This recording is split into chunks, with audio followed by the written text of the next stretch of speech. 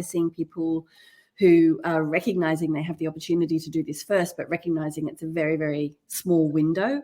And it is a small window. People are moving quickly into this space out of imperative, really, because they're losing their audience. 1, 2, 3, 4. Welcome to the Redefining Sales podcast, where we reimagine and redefine sales in a digital world. In this new series, we have absolutely scoured the world to bring you only the best of the very best. We will be working with each of the thought leaders to unpack all of their years of experience, their pearls of wisdom and nuggets of gold into bite-sized chunks that will enable you to redefine your sales. Welcome to the Redefining Sales podcast, where we redefine sales in a digital age. My name's Abby White, and today we have with us the amazing Michelle Schuberg, CEO of Curiious, which is an immersive technology company. Now, I am so excited to have Michelle for multiple reasons. The first is all I'm hearing at the moment is the opportunity around the metaverse, the metaverse, the metaverse. It's number one buzzword that I am hearing. And we've just done our own research into the future of sales and where we are seeing sales going. And so much of it is going down that digital path. So I really wanted to get on an expert in this field to really demystify and unpack it for us and help us understand the tangible user cases, business opportunities that exist today. The second reason, just to fill in the blanks, Michelle happens to be my next door neighbor. My little boy is often hanging out with Michelle's kids, and we try and have these grown-up conversations all the time around this opportunity, and 2 seconds later get stopped by our kids. So it was actually a cool and fun opportunity for me to talk to Michelle as a grown-up for once. So a little bit more about Michelle. Michelle Schuberg is the CEO of Curiious, as I mentioned, and they're an Australian immersive technology innovator. And they delivered the world's first software for immersive experiences live online through VR, AR, and they've worked with clients such as Johnson & Johnson and Infiniti and Primal Pictures. Before that, prior to joining Curiious, Michelle's background was as a creative director for Imagination Australia and executive creative director with Jack Morton. During that time, she has worked on globally recognized award-winning campaigns for the likes of Woolworths, Telstra, Ford, Audi, Samsung, and Microsoft. And I can say after yesterday, spending time with her on her platform, Curiious, and understanding the opportunity, I can say that she absolutely knows her stuff inside out. And it's something that I think is really exciting to get across. So without further ado, let's jump in. Welcome to the Redefining Sales podcast, Michelle. Amazing to have you here. Thanks so much for having me, Abby. I'm really excited to be here. I love the fact I can probably see you from my window, but yet we're recording. It's entertaining. And I'm very excited that we finally get to have a conversation as grown-ups and not just chasing our kids down the street. This is a very novel experience for me. I love that it's taken us a little while to discover that we're like, oh, you do that? Oh, I do that. Oh, we need to talk. And then another 12 months to get around to making that happen. I know. And I couldn't even search for you on LinkedIn because it's like, Michelle, Sky's mum. So welcome, Michelle, Sky's mum, or CEO of Curiious, whichever takes your fancy. I'm very happy for those worlds to collide. So speaking of worlds, we need to speak about another world. So I want to start by setting the scene, actually just getting everyone on the same page around a bit of terminology, because I think there's a hell of a lot of confusion. I speak for myself in that, and you know it because you've explained it to me. Can we start by, if you were explaining to my delightful 3-year-old, said very sarcastically, what is the metaverse? How would you explain it, describe it, unpack it to really demystify the confusion? Yeah, I think, interestingly, it would be much easier to explain it to your 3-year-old or my 12-year-old or my 7-year-old than it would to a 40 or 50-year-old. But I think the simplest explanation is imagine being able to walk around the internet. So at the moment, the internet is a two-dimensional, think of it almost like a magazine or a brochure that you flick through. But the metaverse brings us the opportunity to go inside, to walk around and to physically experience the internet. And then the second, that's a good explanation. I like that. The second one for you is then, and then we've got our terminology nailed so we can crack into it. Immersive experiences. I know Curiious is all about immersive experiences. And I believe that means something a little bit different to everybody. How are you defining that? Yeah, that definition came about before the word metaverse became buzzword of 2022, and it was created to help people understand that difference between the two-dimensional brochure-like internet experience and one that you can actually become immersed in and move around. I think the most common understanding is in virtual reality, where you're physically with a headset on, you can look around you, you're in a three-dimensional world that you can navigate, but you don't have to be in the headset to do that. You can do the same thing on your mobile phone, just with the gyro on your phone, or on your laptop. If you think of all the PC games out there, think of all of the kids right now around the world on Roblox or on Minecraft. They're all immersive experiences. It's really just the difference in looking passively at a world and physically being able to go inside and engage with it. Yeah. And it's interesting because one misunderstanding I had before really diving into this world with you was that you had to have the headset. And obviously you gave me an awesome demo of the Curiious platform and we played around with it. I feel like I'm totally cool now because I've been playing in the metaverse. I can pretend I'm cool. You're my cool friend. You are cool. Thanks. And that was actually a myth that you busted for me, that I thought you had to have the headset. Yeah, I think the first commercial iteration of the metaverse was actually Second Life, which was not in headsets at all. It was probably a little early for its time, but you certainly don't need to have a headset to be in the metaverse. I understand why that perception is there, and it's because a lot of the big organizations that are really moving forward the conversation around metaverse are hardware providers or are moving into the hardware space. So there is that understanding. And of course, in a headset's always going to be, really compelling and exciting, but they're not super accessible, and certainly not super accessible when you come to a corporate client and trying to manage that technology, the procurement, the management of it within the overall IT ecosystem. There's still a fairly big barrier there. Yeah. So you said before, buzzword of 2022 is the metaverse, and it totally feels like that. I don't know why. I feel like it's come from nowhere, and then all of a sudden it's every conversation that I'm in. Why is that? Can you give us a bit of a lay of the land as to why all of a sudden it's everywhere? What are the challenges that have caused this? How has this come about? Yeah, I think the term is everywhere because Mark Zuckerberg changed his company name to Meta and really propelled that piece of terminology forward. But the actual technology that sits behind it is the thing that is giving us these opportunities. So, the introduction of 5G, the ability, therefore, to start embracing edge computing a little more, the technical capabilities on our everyday devices are allowing us, and as we start to crawl into Web3, all of those advancements are allowing us to do more with our devices than we ever did before. And the natural progression, the place that we've gone, is into a perpetual 3D world. So there's two parts to that, the notion of perpetual and the notion of 3D. So the 3D world is simply that immersive experience, the ability to go in and wander around and physically engage with something, which has quite a different physiological result for our brain and the way we process the information we receive that way than being right side versus a left side experience if we were just sitting there passively watching a screen.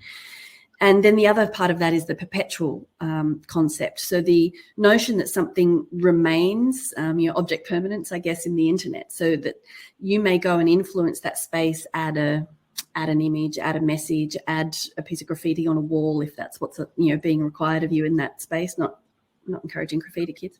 And you can go back a month later and it'll still be there. So that ability to build a footprint or a fingerprint, if you like, of personalization over time, I think is incredibly compelling and incredibly important to us as human beings. That's what starts to build community and drive a sense of belonging and give people skin in the game. If you've gone in and played something and your score's sitting in the top 3, you want to go and know that you haven't been kicked off that leaderboard, or if you are invested in a particular topic and you've contributed to something in a space, to be able to go back and see how people have responded, what that presence has inspired in reaction, is very compelling, hence the success of social media. So the permanence of these 3D environments is really a very, very big part of their driving force. And then, of course, the engagement that you have through the notion of a three-dimensional space that you can move through. And, of course, the data that comes out of that's pretty rich as well. There's a lot of clicks to measure there. So, really that notion of perpetual 3D worlds from a technical perspective is what has propelled us forwards. But the term has been, coined, and it's actually quite handy for people like me, because we've spent quite a few years now explaining to people what a perpetual 3D world is, and now we can just say metaverse and people have at least a vague understanding of where we might be heading. Yeah, it was funny. I had a conversation with you about the metaverse, and we were trying to sort of unpack it whilst chasing kids, and my brother was here, and then you left, and my brother and I went, God, this is what our parents must have felt like. The iPhone came out or something else, and my brother and I stood there and we were like, yeah, this is totally what our parents' generation would have gone through. Well, imagine trying to explain the internet to your great-great-grandparents. Yeah. Or your great-grandparents, or to someone who's never seen it, me as a child. It's there's those beautiful rare moments in life where something truly new comes along, and until you're on the other side of that paradigm shift, it's almost impossible to explain because we don't have the reference points. Thankfully, this is more of an evolution than a complete revolution like the internet was. So it's somewhat explainable. And of course, you doing the demo for me and your explainer video, which I'll put in the show reel notes, that kind of, for me, it's like you can see it, you can then understand it. Yeah, it definitely makes a whole lot more sense. And then the truth is, it's actually very simple. There's nothing complicated or hard to navigate or to manage about it. It's one of those things. I really love the beauty of the simplicity of it, that when you see it, you're like, oh, yeah, of course. Why didn't we always do that? That just makes sense. Yeah, I love that. And you talked before about engaged communities, and I want to go back and pick up on that and delve into that world, because I noticed on some of your marketing information that I was reading, you talked about we no longer pay attention as a captive audience, but now carefully spend our attention. And that really, really, really spoke to me around how you're creating engagement. And that, I would say, is also the topic and challenge of the moment. So can we unpack and dive into that? Yeah. Look, there's been a real power shift, I think, in favor of the user. And so that idea that we were obliged to to pay attention to anything that we were asked to pay attention to from our employer or begged from us from a marketing perspective, I think people have become far more discerning over the last, say, 10 years, but that's certainly accelerated in the last couple of years. And so now that a much greater percentage of our engagement is online, especially in a work environment, people have become really discerning around where they're going to spend their attention. So they think about it as, well, hang on a minute, do you deserve the right to this hour of mine? Have you earned that? Or are you going to do something that really doesn't give value to me because I now expect a really good value exchange for my time. So we've become far more, precious is not the right word, we've started to value our time far more as users and become far more discretionary around where we spend our attention instead of the obligation to pay our attention, which means that businesses and brands, the ownership really sits with them to earn that attention. And so I think we came out of a period where we talked about the experience economy and building experience brands. And I think we've gone into the attention economy. How do we capture and keep an audience's attention when we no longer can shut the door to the boardroom or the ballroom and keep them captive and have them, as decent humans feeling fairly obliged to at least pretend to listen.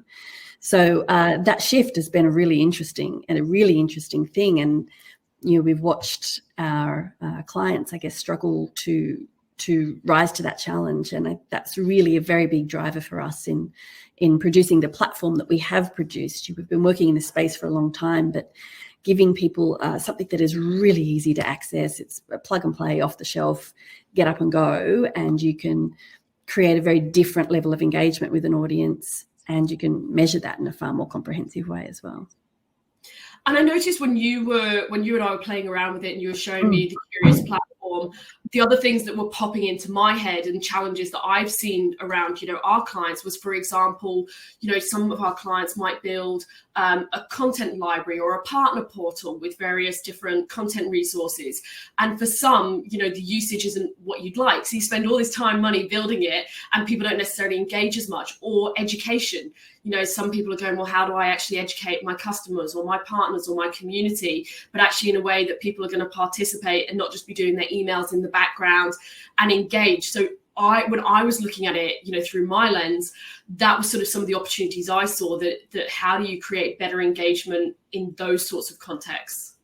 Yeah, absolutely. It's been a very interesting journey for me personally, actually. When we first launched the really productized version of this, I expected the vast majority of people to come to us for virtual events and training, so for a moment in time, and then have the conversation with them about, hang on a minute, this is perpetual. So you've got this wonderful opportunity to create a very engaging resource center ongoing. But in fact, it's the resource center that we are seeing most of our customers coming to talk to us about first. So they're saying, wow, actually I can leverage all of those assets that I've got, all of that sort of rich quaffer of information that we as a business have spent a lot of money and time and effort creating, and really often see it go very, very, very much unutilized. We can have that in a format that is going to make it much more accessible, but also that we can measure and tell you whether it's being effective or not, rather than just saying, well, we don't know whether they were watching or were they off Instagramming the cat, who knows? Using the 3-year-old, probably. But and then saying, oh, and while we're here, we can schedule meetings, or we can see who's in the world or wander up to them and have a chat while they're in there. There's all those other wonderful opportunities for engagement. But I think the ability to bring all of the information and the resources together and organize them in a way that makes sense to the user, rather than in a way that makes sense to a corporate filing structure. So rather than having your assets grouped around file type, let's group them around subject matter. Let's have them in an environment where you can go and explore them, grab them, park them over here for later, have a look, get involved with them, see who else is looking at them, and communicate with other people as well, if that's, something that's suitable for the client. And it's not for everybody, but the ability to see each other in that space, to see who's interacting in real time, and go and have a chat, have a conversation. So one thing that I felt when I was talking to you about this was there's actually a real competitive advantage to be had by getting in there first, because if you can actually start engaging with your audience better than others, but engaging with your customers, your partners better than your competition, and have that first mover advantage, that has got to be pretty powerful. Are you seeing that, or that's just my lens? Absolutely. No, absolutely. We're seeing a lot of that. We're seeing people who are recognizing they have the opportunity to do this first, but recognizing it's a very, very small window. And it is a small window. People are moving quickly into this space out of imperative, really, because they're losing their audience, with a far more remote audience, whether that's an internal employee audience, whether it's a B2B audience, a partner network, end consumers to some extent. But I think those business audiences far more, they are rapidly moving further and further out of reach. So the people who manage to get their attention and to bring them into the fold most quickly are certainly going to be a huge step ahead. And I think that is actually a really interesting point around Metaverse that I hear a lot. There's sort of two conversations that happen around Metaverse, and I think they're both valid and very much what we need as a technical community. One is the beacon on the hill. Metaverse doesn't exist yet. It's going to be this amazing thing, and once it's up and running, you'll know about it, but no one knows what it is.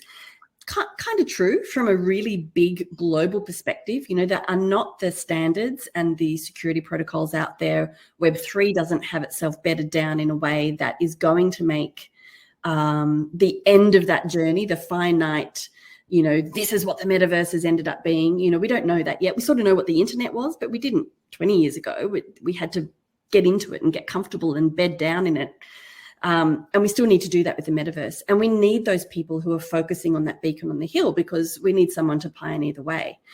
But the other part of the conversation is all of the tenets of the metaverse exist. All of those key building blocks exist.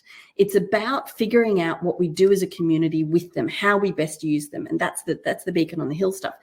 But if we sit around and wait for someone who is, very creative, very academic, who is probably less grounded in business to tell us where it's going, then it might not go where we need it to. But we're also really going to be way behind the 8 ball. So to your first mover advantage point, if you sit around and wait for 5 years or 10 years to see where it went, then you've missed it, because you need to be getting in there and starting to build now. So taking the building blocks that are available to us and starting to use them not only makes us a little bit more future-proof, but it means that we can win in the world that we find ourselves today. Yeah, I think I read a stat the other day by Accenture. I think you and I were talking about this, that something like in the next 10 years, it was like 2032 or something like that, we'll spend 50% of our time in the metaverse. I was like, oh my gosh, that's insane. And you can see the steps to it starting to happen already. Whilst that's 10 years out, you can see the steps starting to happen today. So that kind of... Sorry. If you frame that as the next iteration of the internet, if someone said to us we spend 50% of our time in the internet, we'd go, yeah, I could see that. And really, so if we frame this as the evolution of that, then it isn't quite as terrifying. Yeah, good point. So that begs the question, how do we win in this new paradigm? We're saying there's a small window to get a competitive advantage, and people are moving already. So how do we win? I think we win by taking a very honest look at what is happening with our audiences. And what I'm seeing happening is people moving further and further and further away from the brands they need to be connected to, largely because of platform fatigue. So we see people making a very valiant effort to engage, and they're layering up platform on top of platform on top of platform. So you'll have a virtual event platform, and then you'll have your LMS, which they're looking to sort of innovate and do some cool stuff on mobile. And you will have, a hub, as you were talking about before, a resource hub that again might be an app or might sit as a website or a web-based service. And then I'm seeing a huge number of people hopping onto public metaverse platforms for some social time. So there's 4 or 5 platforms that you need to navigate in order to have a fairly regular cadence of communication. And so that platform fatigue is really getting to people, and people are just not bothering. They're not that interested. So I think the opportunity to bring all of those experiences, all of the communication-based experiences together under one roof, although we no longer are bound by the laws of physics, so we don't have to have a roof, thankfully. So bring them together all under one roof, or essentially start to build what I often term as a digital town square. So what does your brand, how do they show up? How do you show up in a digital environment? How do you show up online? What is your brand's presence, and how can that serve all of your audiences for all of their online communication needs, so that you know that you've got one spot to go, whether you're going to buy veggies or have a glass of wine with your mate in the piazza that night, you're going to the town square, and you can find everything you need there. And as a brand, I can go there and find my audience at any time as well. So I think that's how you win a new paradigm. I think you understand that our presence online is shifting and evolving in a way that is really far better suited to our lifestyles these days, where we are all far more transient. Proximity is an issue for businesses, and often now a great benefit for employees. And I think the understanding that you need to build a digital home, a one home where people know they can come and experience everything from the values and the personality of your brand to the way your brand wants to service people, to getting their hands on some fruit and veg and some, tangible information that they might need. I liked that actually. When you said that to me, that analogy and the town hall concept, and you used that for me, I was like, yeah, okay, got it. Oh, sorry, it's the square. I really, really, really liked that. Speaking of which, can we, just to bring this to life even more, can you talk to some user cases? So that, I know for me personally, it took me a long time to get my head around, and it's only when you demoed it for me, I was like, I've got it. And you talked me through examples and people who are using it and so on. Can you talk through a few user cases, examples to bring this to life? Yeah, absolutely. I think a great one is a pharmaceutical client that we have. They initially used the platform as a training event or their annual sales training kickoff for 750 pharma sales folk around Australia and New Zealand. But since then it has evolved, and they're now using it to train surgeons on their medical devices and to build a community around those surgeons and to help those surgeons access resources and sign up to other programs that they have. They are looking to hold a seminar series for frontline workers and help provide some of the resources that are sometimes a little hard to access, but increasingly valuable for that audience. And their legal team's even looking to use it as a resource centre for people looking for legal advice around the world and trying to help, I guess, triage and send people in the right direction to find the right resource that they need in a far more streamlined, user-friendly way. Because one of the great things is you don't need to have any technical understanding of any software platform to pick this up and use it. I think to that example, we've been having some really interesting conversations in the aged care sector too, because the ability for people to, and disability sector, the ability for people to access content when they are stuck at home requires a level of computer literacy that might not be there. So to have a platform that's completely intuitive, that you walk around like using one finger on a mouse pad or a mouse, like you would if you were really there, is super helpful when you are considering an audience that maybe don't have those literacy levels, those computer literacy levels that many of us in the industries that we are in or that our clients are in have. Yep. And another myth that you busted for me, I'm going with every myth that Abby had, was I kind of in my head thought, oh, this is going to be something for big businesses and this is going to be something super expensive. It's going to be quite complex. And actually, you kind of busted that myth for me in probably like 60 seconds flat when we actually started going through it. So can you talk to us about that? Because whilst we work with a lot of corporates, we do likewise work with some small businesses who might have that same myth that I had in my head. Yeah, look, we've worked really hard to make this super accessible for everybody. And I think that's incredibly important because, well, we're both small business owners. It's certainly, that's where a lot of the innovation and the pioneering thinking comes along. So why would you not support that audience? But I think the notion of building a platform that helps people streamline things and in fact saves them a lot of money, because this is maybe one license where you would otherwise have to have 4 or 5, is very interesting. So people are actually seeing very tangible cost savings, but the platform itself is quite inexpensive, I think, given the functionality. But the opportunity for anyone to jump on there is absolutely there. We've got library environments, so you can go and pick a world that you like. But if you wanted to go to the other end, and if you're, at that big enterprise end of business, you can go crazy and make a bunch of really bespoke stuff and really own it as well. So we're very conscious of supporting both ends of the market, and it's a really intentional move. No, I love that, and I was quite surprised by that. So what are the first steps that, if someone is sort of listening to this conversation and going, right, I keep hearing about the metaverse everywhere I go, or I keep hearing about immersive experiences. I know until I sat down with you, I almost just didn't know where to start with it. And I had it in my head as like, I should do this and I should be looking at this, but I don't bloody know what to do. So what are the first steps? I think that's a really interesting point. We have, the first steps are to get in touch and we'll have a chat, where I'm very passionate about the fact that helping to educate people in this space is part of my responsibility and our responsibility as a business. So I'm happy to have a chat to anyone who just has a question or says, I've got to present to I get a lot of this, I've got to present to the board on the metaverse and I don't want to look like an idiot. Can I just run it by you?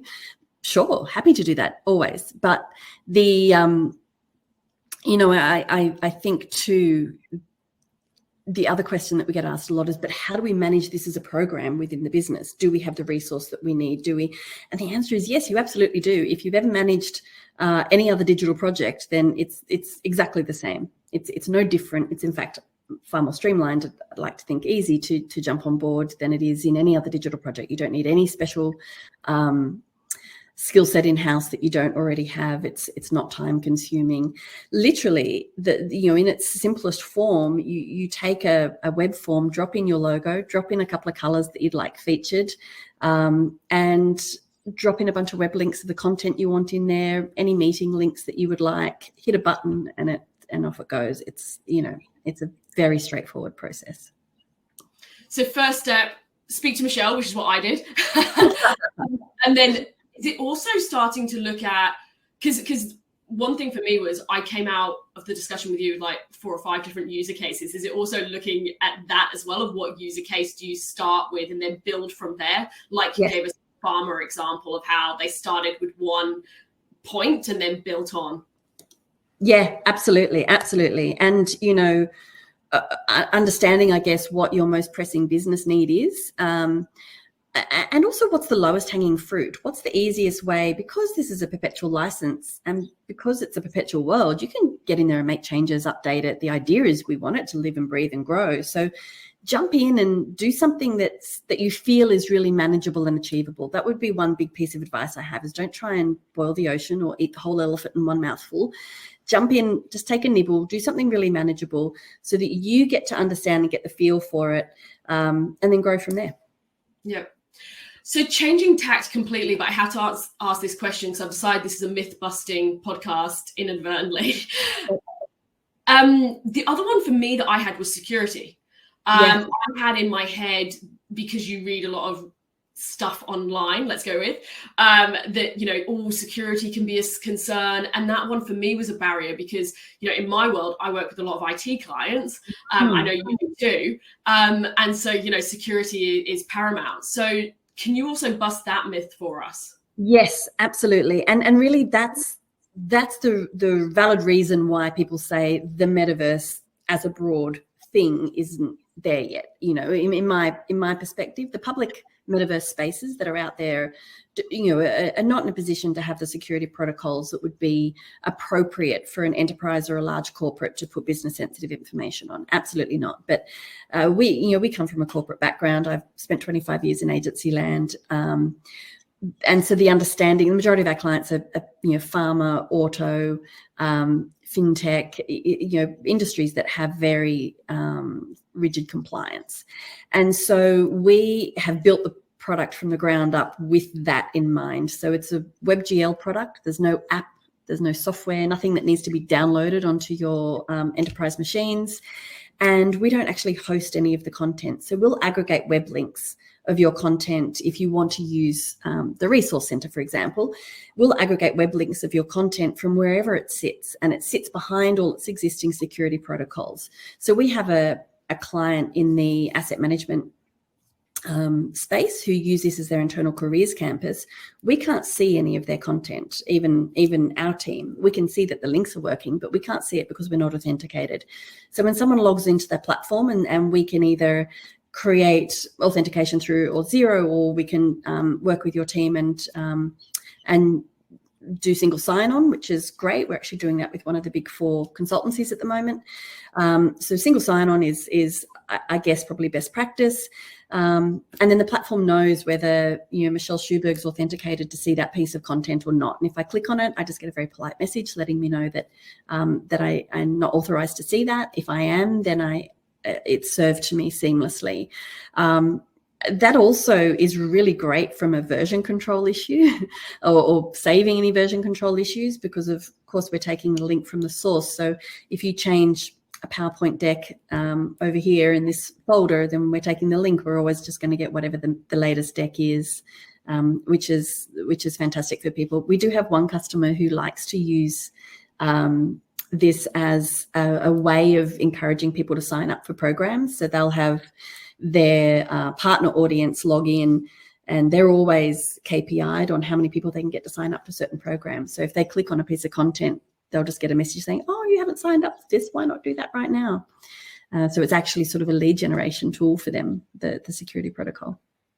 Actually, on that note, that was one thing I liked, that when we were looking at the tool yesterday, actually you had a couple little sort of really soft, really gentle, really nicely done calls to action where you could get someone to opt in, or say, yeah, I'd like to download that PDF or whatever it might be, or sign up to that webinar. Yes. We have little call to action buttons and glowing orbs and fun things that you can engage with that help you elicit the outcomes that you need, because having a wonderful experience is great, but it's worth nothing if we can't measure it for you, or if you can't take that next step down the path, whatever that pathway is that you're trying to take people down.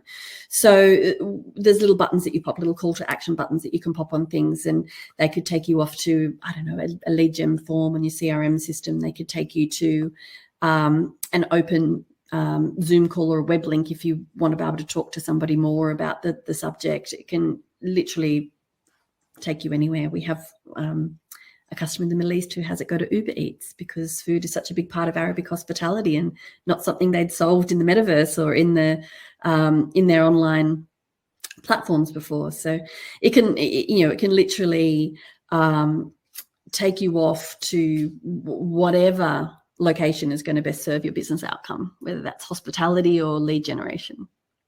I love the Uber Eats example. That's it. Like, best day ever for me is when someone comes up with a way of using one of these features or functions that we haven't thought of, because we work so hard and continue to work hard to bring to bear features and bring to bear functionality that can be used in lots of different ways for lots of different people, because we want this to be your town square. We want it to have your fingerprints all over it. And so when someone comes up with something we haven't thought of, there's no better moment. Yeah. And I just want to circle back to the learning side of things, because you mentioned earlier, people might have an LMS, or people might be struggling to get the engagement around enablement and learning, particularly at the moment where we're kind of in this hybrid world of, are we doing it virtually, are we not, and how are we doing it? And you gave me some really cool stats and just information yesterday, and it really explained it to me about why we're seeing better learning outcomes in the immersive world. Can you tap back into that?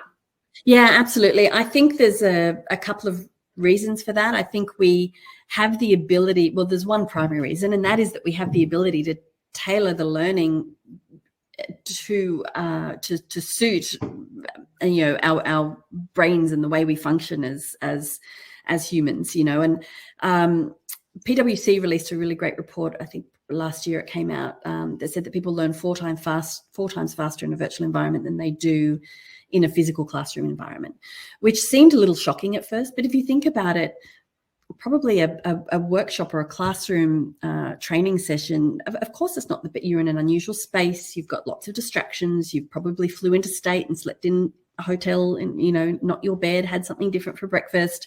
Of course you're not primed to best receive information. And so I think the opportunity to look at using an online tool to deliver the education components of our learning, and then use live to deliver the action planning based components of our learning. Anything that you really need a pheromone for, whether that's networking, whether that's, critical thinking, workshopping, hackathons, any of that sort of contact sport type thinking is great in person, but actually to go and deliver a bunch of information to get people educated and understanding something, then immersive is far more effective. The other thing is, we know that building a new neural pathway is just a repetition game, whether that's a soft skill or hard skill, whether you're learning. We have simulations that teach people to refuel an airplane, 20 steps to refuel a particular jet for an American client. And so someone can learn those procedural steps before they actually spend the money having a plane grounded in a hangar for someone to learn to refuel it. So it could be very, very procedural, but we've also worked on emotion regulation products as well. So there's the soft skills. So the ability to have that available to you at any time, so that you can repeat until you gain proficiency, I think is another really big benefit that you don't have in a traditional environment. Aviation's a really wonderful example. We know how long those flight simulators have been around. We know there was something like a 30% reduction in aircraft incidents in the first half a decade, or I'm making those numbers up, but it's something like that. We know how effective that is. We also know pilots today still sit in their hotel rooms on layovers playing flight simulator games, because they know they just have to practice. So I guess having something perpetually accessible so that people can go and access and repeat that learning pattern until it becomes a new pathway for them is hugely valuable as well. I love that, and that really spoke to me when you talked about it. So are there any other myths that we haven't busted? I have got my list here, and you've busted all of my myths. Are there any other common concerns or myths that someone is going to be sitting here going, Abby, why did you not ask that question? Well, I think one of the things that we see most often is before people take their first step into the immersive space, they think, oh, my guy's going to use this, they're going to be into it. and invariably the result is, oh my gosh, they really pulled apart every pixel of that place. We used to do heat maps for people, and then we stopped because it just looked like a scene out of Ghostbusters where it had just been covered in it. We had like a green dot for wherever anyone had been. It just looked like the whole place had been covered with ectoplasm. What's interesting is we see people climb every wall, they try and jump out of every window. They really explore. And so we go from this sense of trepidation before people have experienced it first time to go, well, what else can we put in there? What else can we put in there? How do we keep people engaged? How do we keep them coming back and finding something fresh, which is really exciting. And I think that is, that is the commitment, to actually say, well, as human beings, we can't concentrate for more than 12 and a half minutes. If you're well-fed, well-slept, healthy adult, first thing in the morning, 12 and a half minutes is all you can expect. So if as humans, we need to modulate our focus, our attention every 10 minutes, then the more things you can give people to do to help them have that need for novelty met in their brain without leaving you and going to another screen or a phone or the washing or something else, then the longer you've got them and the better you've engaged with them. Yeah, I love that. Slightly off tangent there for you. No, I like the Ghostbusters reference as well. If you were going to leave one piece of parting advice, one thing that someone's now going, okay, I'm excited about this, I'm curious about this, no pun intended, I'm going to start looking at this. One piece of parting advice for our audience, what would it be? It's not hard and you are ready. If you have an audience who are not sitting in physical proximity to you, that you need to keep engaged in your information, whether it's an internal audience or an external one, then you're ready. You have a need, and it's not hard. It's not scary, promise. And we've got you. We'll take care of you. Yep. If Michelle can explain it to me, then everyone else is covered. Thank you so much for coming on and really busting some myths and unpacking this for us and some of the user cases and opportunities for businesses to get a competitive advantage. If people want to connect with you, other than finding you and tracking you down in the metaverse, where is good to connect? I'm very happy to share my email address if you'd like to share that with people, Abby. Otherwise, hit me up on LinkedIn. Either way is fine. I will put both of those in the show notes. Michelle, thank you so much. I've absolutely loved having a grown-up conversation away from our kids. I actually think this is the longest we've ever spoken in a grown-up capacity without me stopping and going, Jaden, put that down. Yep, could well be. But it was fun. Let's do it again.